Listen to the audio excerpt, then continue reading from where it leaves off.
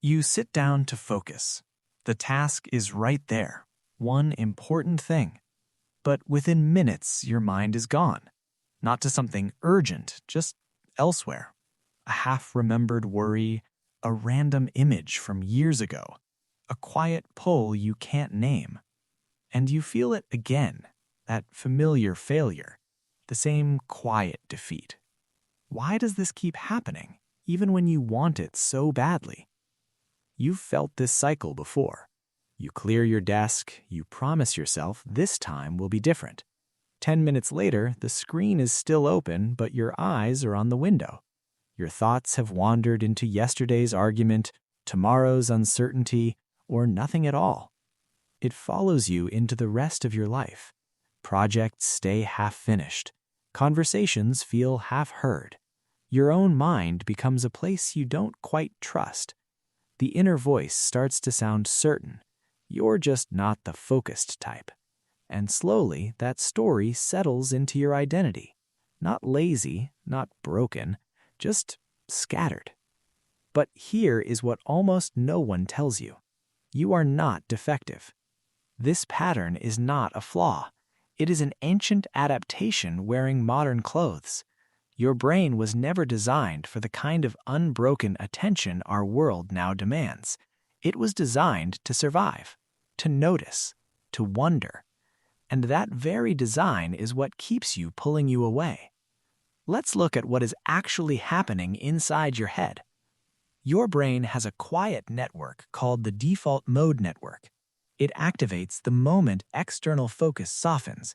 It is where daydreaming, future planning, and self-reflection live. Neuroscience shows this network evolved so our ancestors could scan for threats, rehearse social bonds, and connect distant ideas. It kept us alive. Today, that same network behaves like a vigilant forest watchtower. It never fully turns off. Every small stimulus, a notification, a passing thought, even silence, feels like movement on the horizon. Your task-positive attention tries to hold the spotlight steady, but the watchtower keeps swinging it elsewhere. The result is not weakness, it is a mismatch, an old survival system trying to operate in a world of endless tiny signals. The good news? You can work with this system instead of fighting it.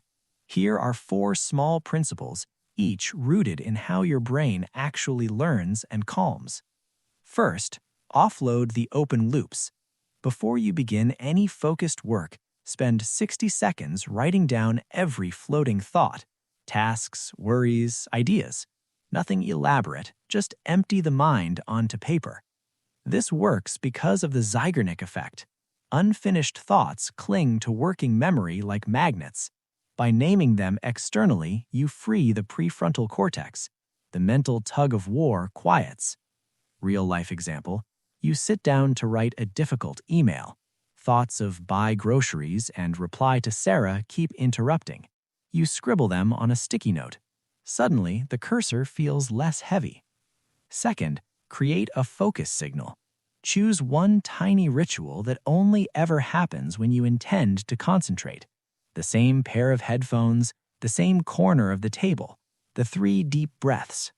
Your brain learns through association. The basal ganglia begin to automate the shift from scattered to steady. Willpower becomes less necessary. Real-life example, you decide the blue notebook only opens for deep reading. After a few weeks, the moment you open it, your posture changes and the watchtower settles. Third, label and redirect. The moment you notice your mind has wandered, softly name what it is doing, planning, remembering, worrying. Then return to the task without self-scolding. This strengthens the anterior cingulate cortex, the brain's gentle traffic controller. It learns to notice conflict earlier and resolve it faster.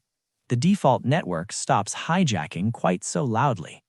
Real-life example, you are reading a report. Your thoughts drift to an old regret. You think, replaying the past. Feel the breath in your body, and the eyes return to the page. Each return gets a fraction easier. Fourth, reward the staying, not the finishing. After any period of focus, even 5 imperfect minutes, pause and notice, I came back. I stayed a little longer. Let yourself feel the small satisfaction. Your dopamine system is wired for quick novelty. By consciously linking it to the act of returning, you begin to rewire the reward pathway. Persistence starts to feel quietly good. Real-life example, you spent 20 minutes on a spreadsheet with 3 drifts. Instead of I failed again, you think I returned 3 times.